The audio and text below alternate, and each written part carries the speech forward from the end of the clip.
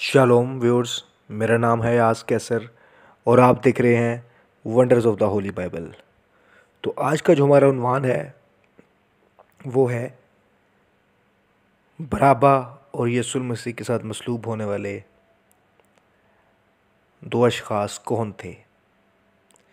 तो जैसा कि हम अमूमन बाइबल मुक़द्दस के तराजुम में पढ़ते हैं कि हमें अक्सर बराबा से मुतल्लिक़ और यीशु मसीह के साथ मसलूब होने वाले दो अशख़ास के मुतल्लिक़ जो लफ्ज़ इस्तेमाल होते हुए दिखता है वो चोर है, या डाकू कह लें या चोर कह लें, इस तरह के अल्फाज हमें नज़र आते हैं। तो आज मैं इसके बारे में थोड़ा बताऊंगा कि असल में जो लफ्ज़ है, जब हम मुख्तलिफ़ आयात को देखते हैं और इन अल्फाज को देखते हैं तो हमें बहुत सी इसमें वसअत नज़र आती है। देखने में तो तराजुम में तो बज़ाहिर ये बड़ा शॉर्ट सा और बड़े एक सिंपल से बात लगती है कि यहाँ पर चोर का ज़िक्र हो रहा है, लेकिन बाज़ तराजुम के अंदर, अंग्रेज़ी तर्जुमों के अंदर जो हैं बराबा जो हैं उनको बागी या रिबल या इस तरह के अल्फाज से भी पुकारा गया है। तो उसकी वजह से हमने सोचा कि इसको थोड़ा यूनानी सैकोस्पाक से देखा जाए। तो यूनानी में जो चोर के लिए लफ्ज़ इस्तेमाल होता है वो है, जो बाइबल मुक़द्दस में चोर के लिए जो लफ्ज़ इस्तेमाल हुआ है यूनानी ज़ुबान में, वो दो तरह के अल्फाज हमें मतन में नज़र आए हैं। वो एक है जी क्लेप्टस और एक है लस्टस।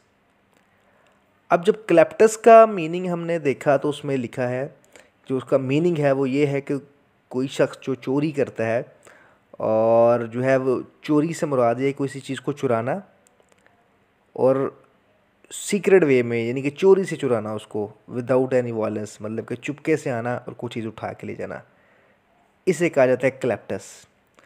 और एक लफ्ज़ है लास्टस। लास्टस का मतलब होता है कि ये इस किस्म की रॉबरी है या इस किस्म की चोरी है को जो कि ओपन होती है, जो कि यानी कि सबके सामने की जाती है, जिसे आप कह सकते हैं कि एक किस्म की बगावत कह सकते हैं, आप इसको बैंडेड कह सकते हैं। ये इस किस्म की चोरी है।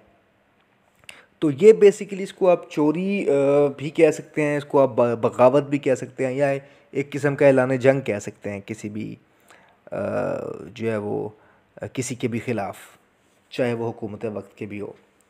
तो जब हमने इसको जो है देखा, इस सैकोस्बाक के साथ देखा, इस मतन के साथ देखा, यूनानी मतन के साथ देखा, तो इसके साथ मैं आपको बताता चलूँ कि यहूदियत के अंदर एक ख़ास किस्म का ग्रोह था जिसको ज़िलट्स कहते हैं। तो ये बेसिकली जो है ये कह लें कि एक ख़ास ग्रोह था जो कि कम्युनिटी में जो है, मतलब कि जो इस तरह की जो हुकूमत थी उसको जो है वो तस्लीम नहीं करती थी, वो यहूदी हुकूमत को ही जो है वो तस्लीम करती थी।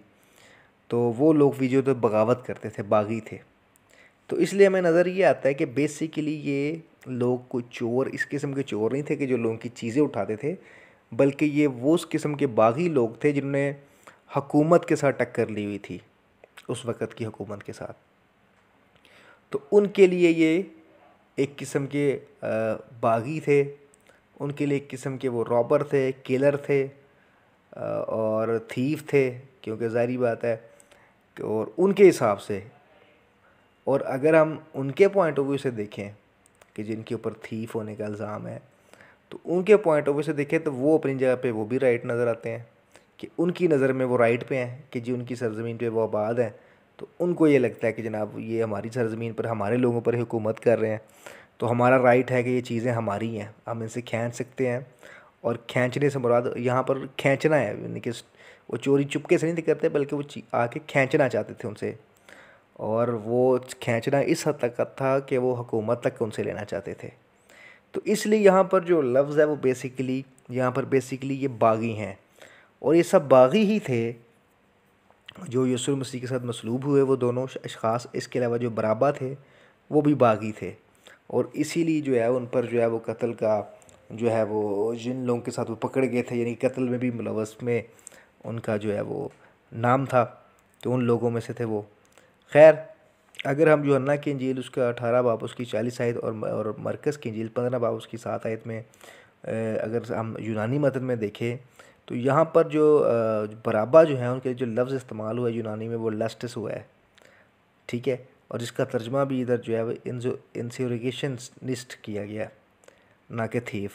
इसके अलावा मत्ती की इंजील अगर हम देखें तो उसका जो है तो उसमें भी जो है वो यीशु मसीह के साथ जो मत्ती की इंजील 27 बाब उसके 38 आयत में यीशु मसीह के साथ जो दो लोग मसलूब हुए हैं वो भी दो बागी हैं, क्योंकि उधर भी यूनानी में लफ्ज़ लस्टाई इस्तेमाल हुआ है, यानी कि प्लूरल, ना कि क्रेप्टोस, ठीक है।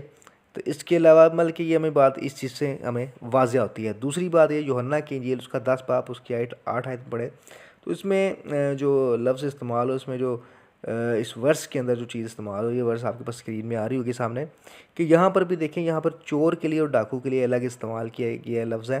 चोर के लिए यहाँ पर क्लेप्टाइल इस्तेमाल हुआ है और जो डाकू के लिए यहाँ पर लस्टाई इस्तेमाल हुआ है, ठीक है।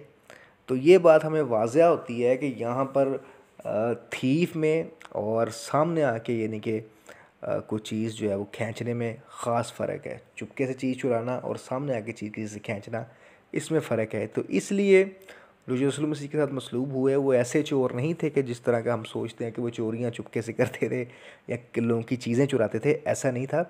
बल्कि वो हुकूमत वक्त से टकराने वाले लोग थे और वो हुकूमत को सामने आके टक्कर देने वाले लोग थे बेसिकली।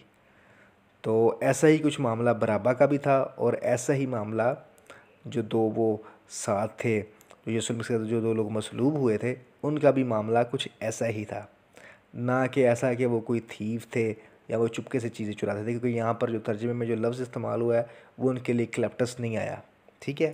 तो उम्मीद करता हूँ ये जो वीडियो है ये आप लोगों के लिए इन्फॉर्मेटिव होगा और आप लोग इससे मुस्तफ़ीद होंगे। आप सबसे इजाज़त चाहता हूँ। व शलोम, खुदा हाफिज़।